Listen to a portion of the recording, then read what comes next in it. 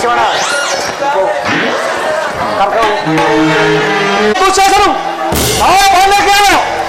ದ್ರೌಪದಿಯರು ಸೇರಿಕೊಂಡು ಅಂತ ಬಾರಲು ಹೋದರು ಇನ್ನು ಮತ್ತು ಕಾರಣವರು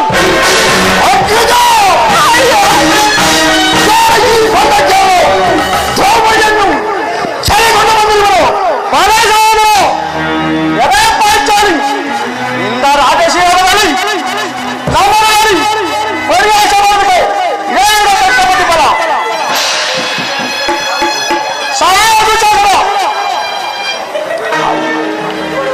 ಇವರ ಹುಟ್ಟಿದ ಸೀರೆಯನ್ನು ಸಾಲು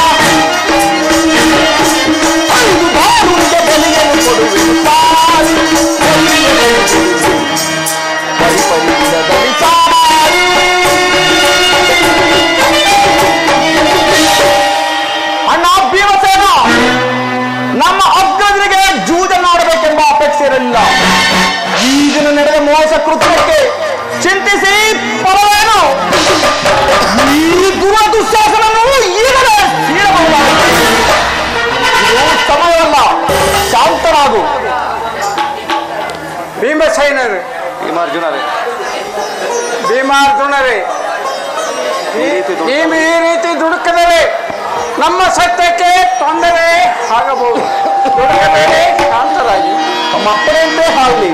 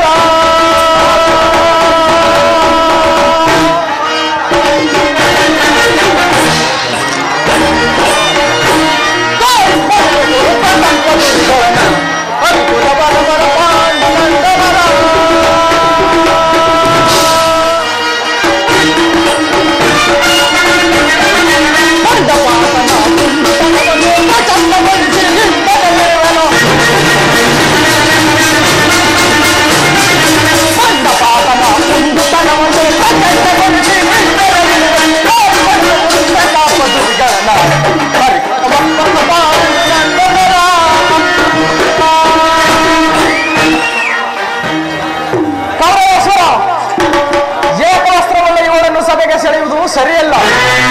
ಏಕೆಂದರೆ ಒಬ್ಬರಿಗೆ ಒಬ್ಬ ಪತಿವಿರುವನು, ಈಕೆಗೂ 5 ಜನ ಪತಿಗಳಿರುವುದರಿಂದ ಈಕೆಯನ್ನು ನಿಲ್ಲಿಸುವರು. ಆದ್ದರಿಂದ ಈಕೆಯನ್ನು ವಿಗಂತ ವಸ್ತ್ರಗಳನ್ನಾಗಿ ಮಾಡಿದರೆ ದೋಷವಿಲ್ಲ.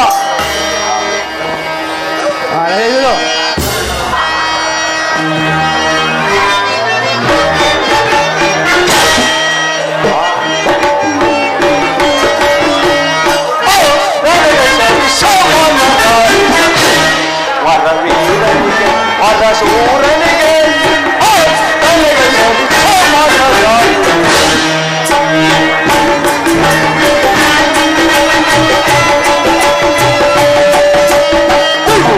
ಒಳಗೆ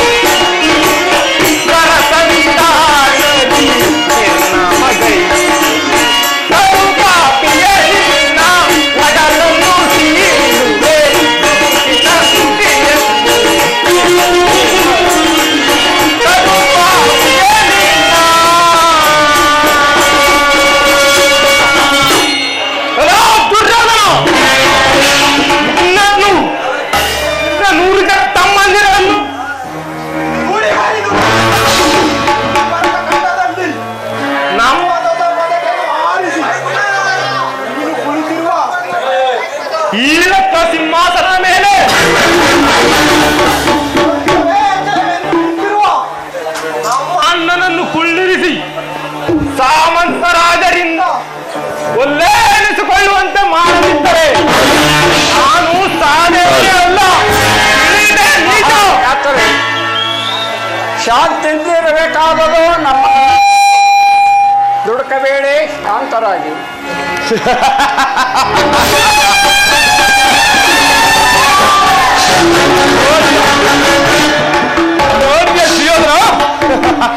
ಈ ಪಾಂಡವರನ್ನು ನಮಗೆ ಸೋತು ದಾಸರಾಗಿರುವುದಲ್ಲದೆ ಬಾಯಿಗೆ ಬಂದಂತ ಬಗಳುತ್ತಿರಲ್ಲ.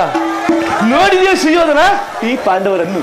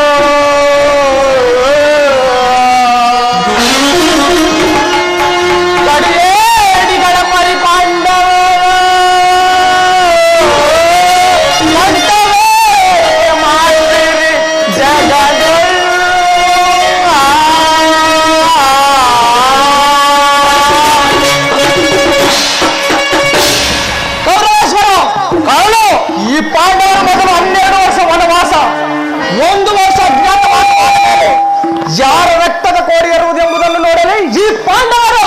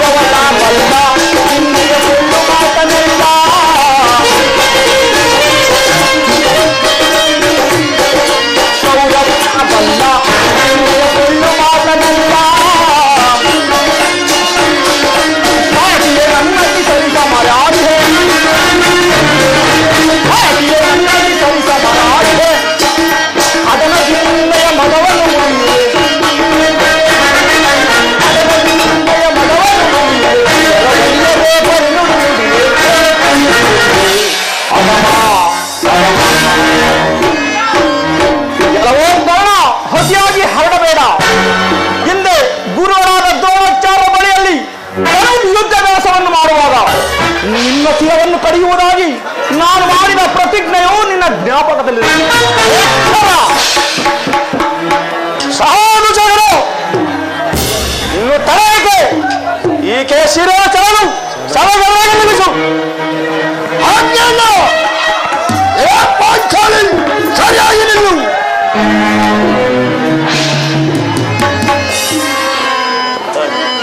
ಆಪತ್ ಬಾಂಧವ ಅನಾಥ ರಕ್ಷಕ ಎಂದು ನೀನೇ ಬಂದು ನನ್ನ ಮಾನವನ್ನು ಕಾಪಾಡಬೇಕು.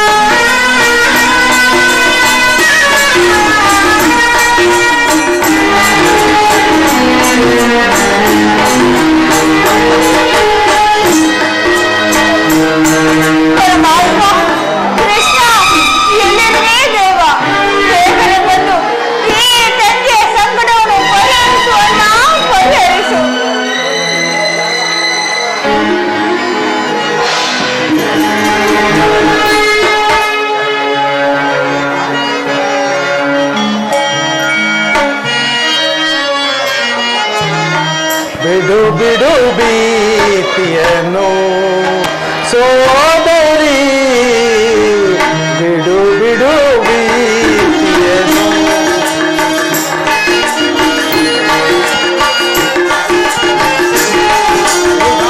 ಅಡಿಗಡಿಗಿ ಪಡು ಮೋದವನಿ ದುಡುಕುವೆಯ,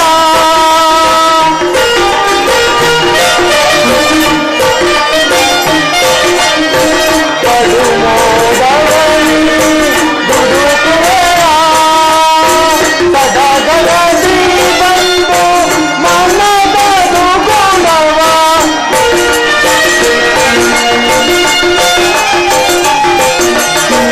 ಸದಗದಿ ಬಂದು ಮನದದು ಗುಣವ, ಪರಿಸುವ ಮೋದವ ತೋರೇನಿಸೋದವ.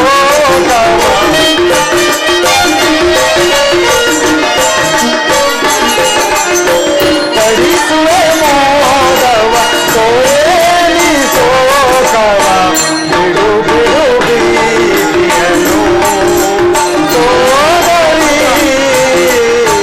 ಬಿಡು ಬಿಡು ಭೀತಿಯನ್ನು ಸೋದರಿ,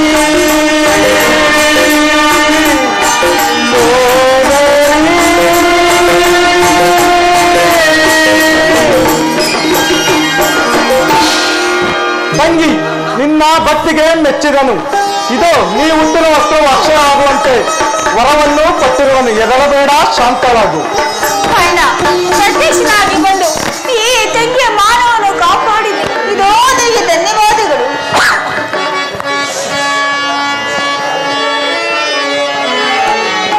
ಬರ್ರ ವೈಕಪ್ ಮಾಡು.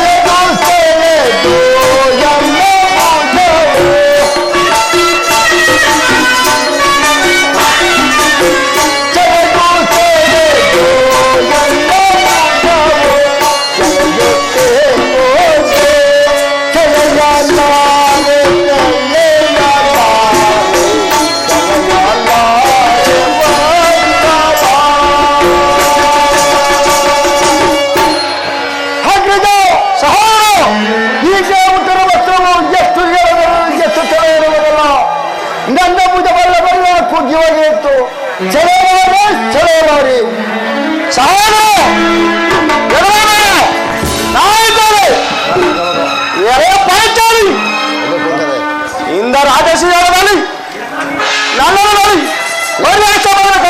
நல்ல ತಕ್ಕಪತಿ ಪದ ನನ್ನ ತೊರೆಗಳ ಕುಳಿತುಕೋ.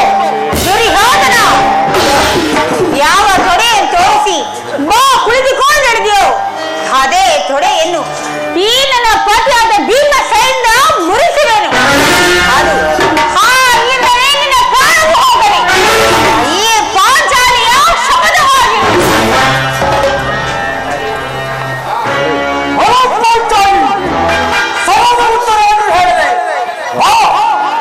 ನನ್ನ ತಲೆ ಮೇಲೆ ಕುಳಿತುಕೋ. ಪ್ರಾಣೇಶ್ವರ, ಇಂಥ ಸಮಯದಲ್ಲಿ ಈ ಪೀಠ ಅಲಂಕರಿಸಲೇಬೇಕು ಸ್ವಾಮಿ.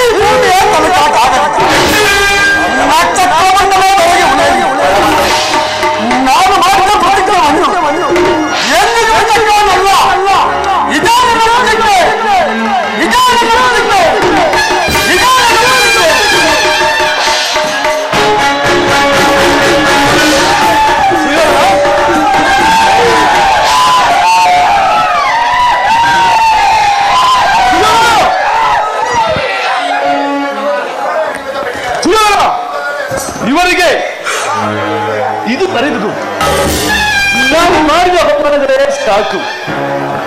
ಇವರ ಪ್ರತಿಜ್ಞೆ ಅಂತ ಬೇಗ ಗೋಧವನ್ನು ಬಿಟ್ಟು ಅರಣ್ಯಕ್ಕೆ ಹೋಗಲಿ, ಕಳಿಸಿಬಿಡು.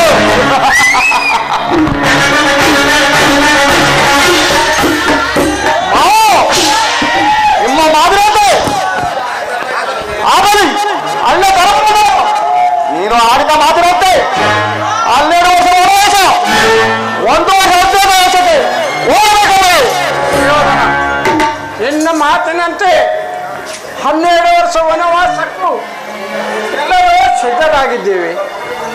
ಹಾಗಾದರೆ ಹೊರಡಬಹುದು. ಸಹೋದರರೇ, ಅಗ್ರಜ, ಈ ದುಷ್ಟರ ಸಹವಾಸದಲ್ಲಿ ಇರೋದಕ್ಕಿಂತಲೂ ಕಾಡಮೃಗಗಳ ಜೊತೆಯಲ್ಲಿ ವಾಸ ಮಾಡೋಣ ನಡೆಯಿರಿ.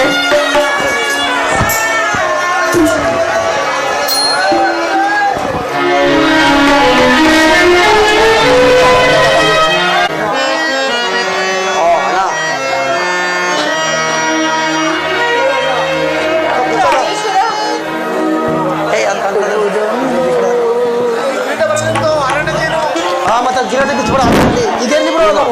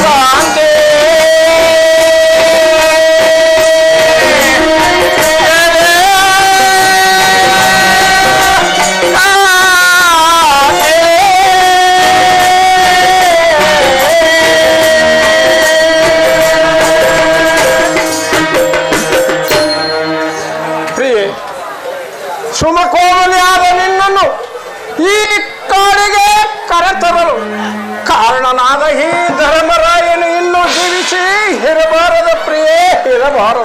ಪ್ರಾಣೇಶ್ವರ, ಈ ಕಾಡಿನಲ್ಲಿ ನಡೆದು ನಡೆದು ನನ್ನ ಪಾದ ರಕ್ತವೇ ಸುರಿಯುತ್ತಿರುವುದು. ನನ್ನಿಂದ ಸಾಧ್ಯವಿಲ್ಲ ಸ್ವಾಮಿ, ಸಾಧ್ಯವಿಲ್ಲ.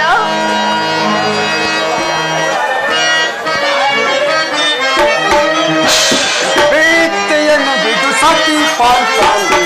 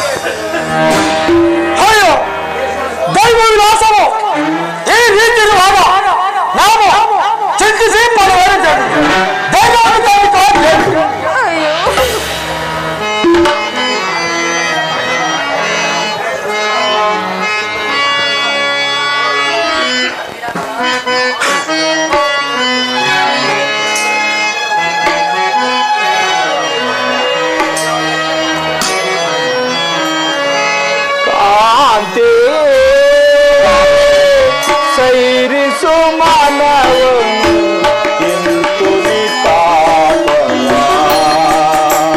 ಸೈರಿಸು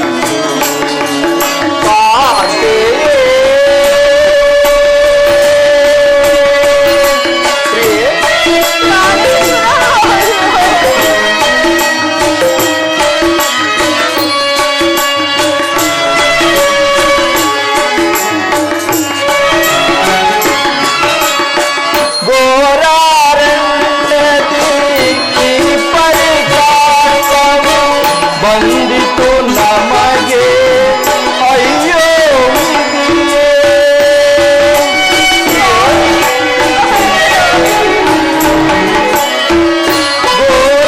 ಗೋರಾರಣ್ಯದಿ ಈ ಪರಿಕಾಷ್ಟವು ಬಂದಿತು ನಮಗೆ ಅಯ್ಯೋ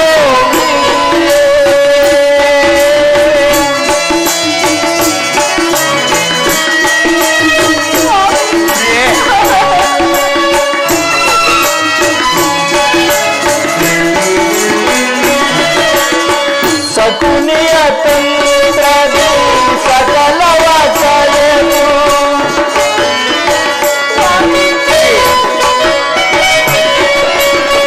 ಸಕುನಿಯ ತಂತ್ರದಿ ಸಕಲವ ಕಳೆದು ವನವಾಸಕ್ಕೆ ಗುರಿಯಾದೆವು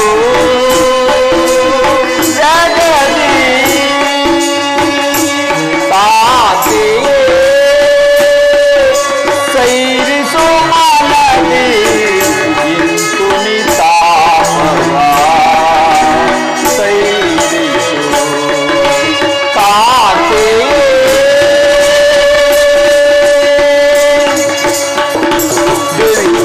ನಮ್ಮ ತಾತಯ ವಾಕ್ಯರ ಕೈ ಹಿಡಿದು ನೀನಿಂತಹ ಕಷ್ಟವನ್ನು ಅನುಭವಿಸಬೇಕಾಗಿದೆ. ಸುಮಕೋಮಲೆಯಾದ ನಿನ್ನ ಕಷ್ಟವನ್ನು ನೋಡಿದರೆ ನನ್ನ ಪ್ರಾಣವೇ ಹಾರಿ ಹೋಗುತ್ತಿದೆ. ಪ್ರಿಯೆ, ದುಃಖಿಸಬೇಡ, ಶಾಂತರಾಗು.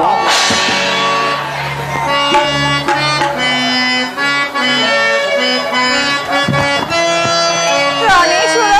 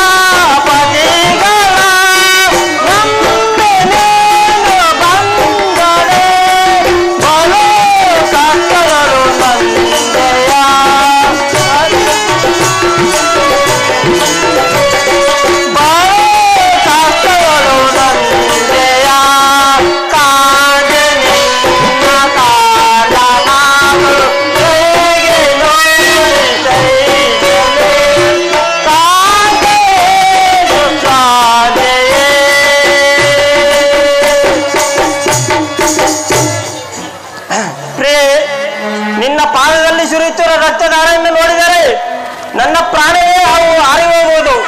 ಚಿಂತಿಸಬೇಡ, ಶಾಂತವಾಗುತ್ತೇವೆ.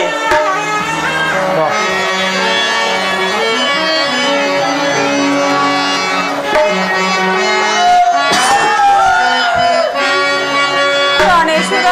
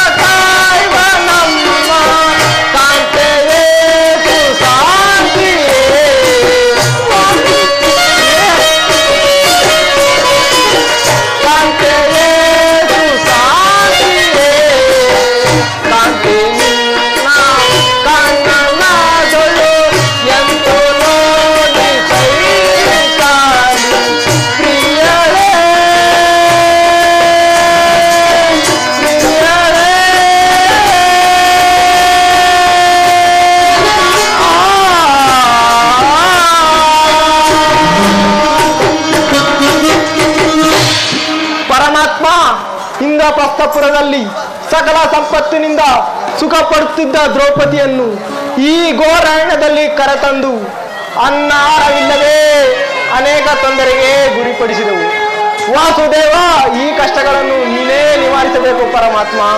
ಪತಿಗಳೇ, ಆ ವಿಧಿಯು ಈ ರೀತಿ ಕಷ್ಟ ಅನುಭವಿಸಬೇಕೆಂದು ನಮ್ಮ ಹಣೆಯಲ್ಲಿ ಬರೆದಿರುವಾಗ ಯಾರು ತಾನೇನು ಮಾಡಲು ಸಾಧ್ಯ? ಪರಾಕ್ರಮಶಾಲಿಗಳಾದ ನೀವು ಈ ರೀತಿ ದುಃಖಿಸುವುದು ಸರಿಯಲ್ಲ. ಶಾಂತರಾಗಿ ಸ್ವಾಮಿ, ಶಾಂತರಾಗಿ. ಪ್ರಿಯೆ, ಚಿಂತಿಸಬೇಡ. ಇಲ್ಲಿಗೆ ಸ್ವಲ್ಪ ದೂರದಲ್ಲಿ ಓರ್ವ ಮಹಾತ್ಮರ ಆಶ್ರಮವು ಕಾಣುತ್ತಿದೆ. ಅಲ್ಲಿಗೆ ಹೋಗಿ ಎಲ್ಲರೂ ವಿಶ್ರಾಂತಿಯನ್ನು ಪಡೆಯೋಣ. ನಡೆಯಿರಿ. ಹಾಗೆ ಆಗಲಿ, ನಡೆಯಿರಿ ಸ್ವಾಮಿ, ಹೋಗೋಣ.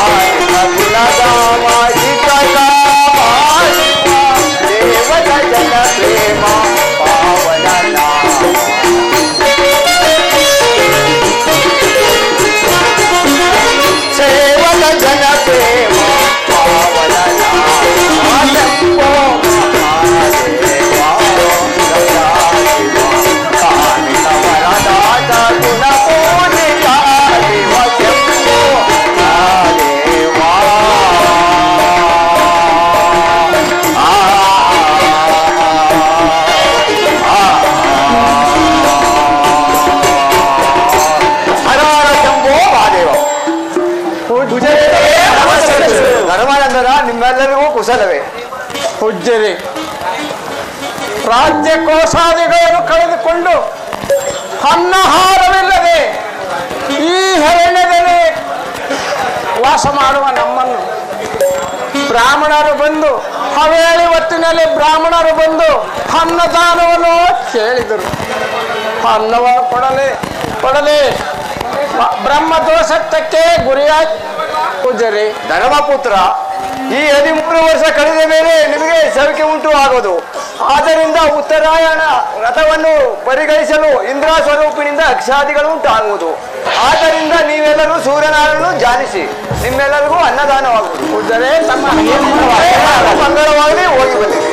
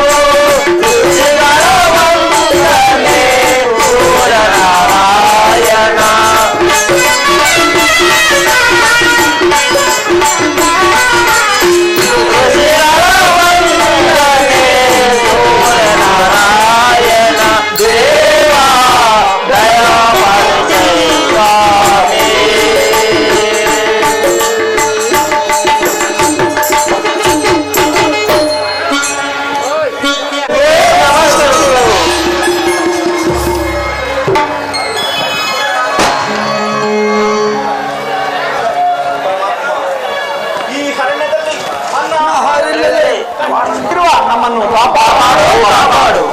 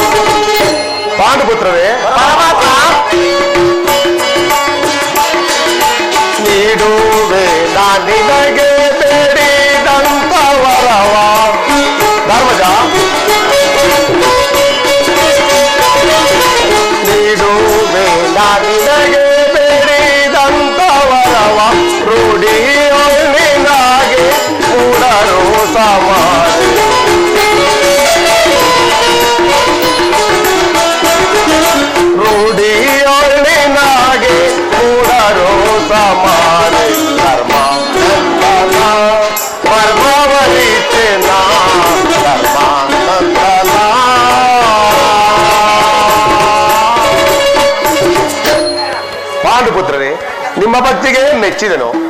ಧರ್ಮನಂದನ, ಈಗ ಈ ಅಕ್ಷಯ ಪಾತ್ರೆಯನ್ನು ನಿನ್ನ ಪತ್ನಿಯಾದ ದ್ರೌಪದಿ ಕೈಯಲ್ಲಿ ಕೊಡು. ಆಕೆಯು ಈ ಪಾತ್ರೆಯಲ್ಲಿ ಯಾವ ಪದಾರ್ಥಗಳನ್ನು ಮಾಡಿದಾಗ್ಯೆಯೂ ಅಕ್ಷಯವಾಗುವುದು. ಈಗ ಈ ಪಾತ್ರೆಯನ್ನು ತೆಗೆದುಕೋ.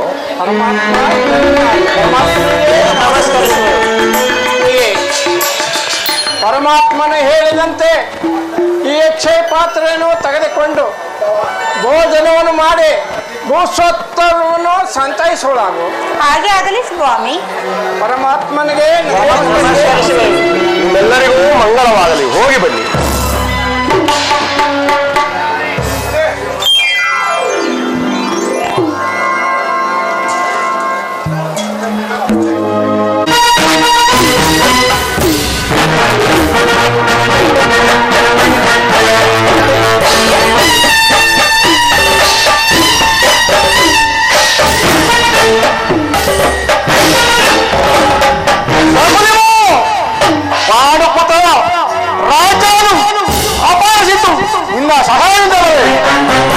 ಸುಯೋಧನ,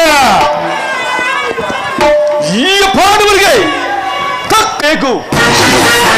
ಅದಕ್ಕಾಗಿ ನಾವೆಲ್ಲರೂ ಸಮ್ಮತ ಸಭೆ ಸಹಿತ ಘೋಷ ಯಾತ್ರೆಗೆ ಹೋಗಬೇಕೆಂಬುದೇ ನನ್ನ ಅಭಿಮತವು.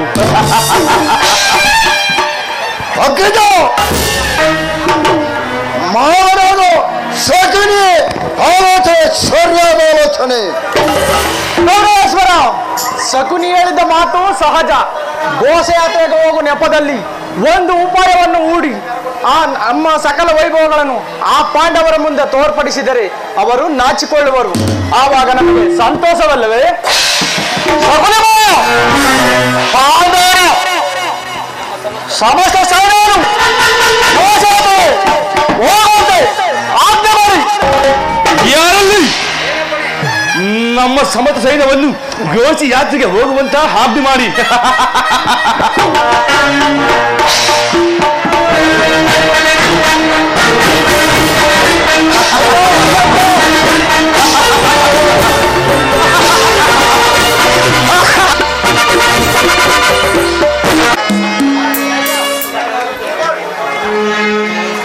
ಪ್ರಾಣಕಂತನಿಗೆ ನಮಸ್ಕರಿಸುವೆನು. ಪ್ರಿಯೆ, ನಿನಗೆ ಮಂಗಳವಾಗಲಿ.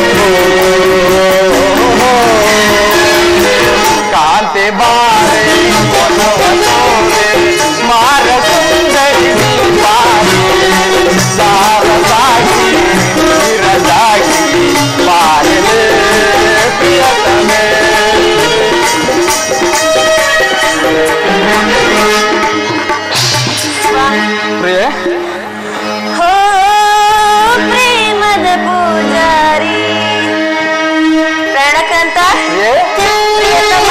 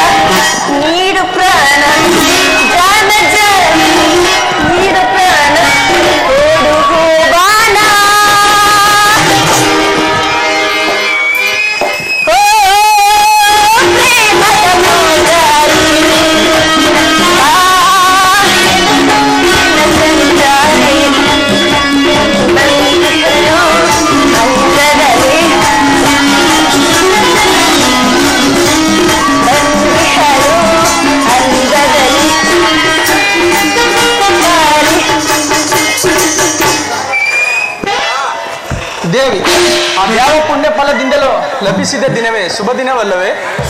ಹಾಲು ಸ್ವಾಮಿ, ನಾನು ನಿಮ್ಮ ಬಳಿಯಲ್ಲಿ ಇರುವಾಗ ನಿಮ್ಮ ಬಯಕೆಯನ್ನು ಕೊರತೆ? ನಿನ್ನ ಪ್ರೇಮವನ್ನೇ ಬಯಸೇ ನಾನು ಬಂದಿರುವೆನು. ಆಹಾ ಸ್ವಾಮಿ, ಆತ ನೋಡಿ ಆ ಕೋಗಿಲೆ ಗಾನವನ್ನು, ಆ ಗಾನವನ್ನು ಕೇಳುತ್ತಿದ್ದರೆ ಮನಸ್ಸಿಗೆ ಎಷ್ಟೊಂದು ಸಂತೋಷವಾಗುತ್ತಿರುವುದು. ಪ್ರಿಯೆ, ವನವಿಹಾರಕ್ಕೆ ಬಂದ ನೀನು ವನರಾಣಿಯಾಗಬಾರದೇಕೆ? ಆಹಾ, ದೇವರ ಪೂಜೆಯನ್ನು ಬಯಸಿದಾಗ ಭಕ್ತಳು ಅದನ್ನು ನಿರಾಕರಿಸುವಳೆ. ಈ ನನ್ನ ದೇಹವೇ ನಿಮ್ಮದಾಗಿರುವಾಗ ಮತ್ತೆ ನಂದಿನ್ನು ಇನ್ನೇನು ಉಳಿದಿರುವುದು ಸ್ವಾಮಿ? ಸಂತೋಷ ಬಾದೇವೆ.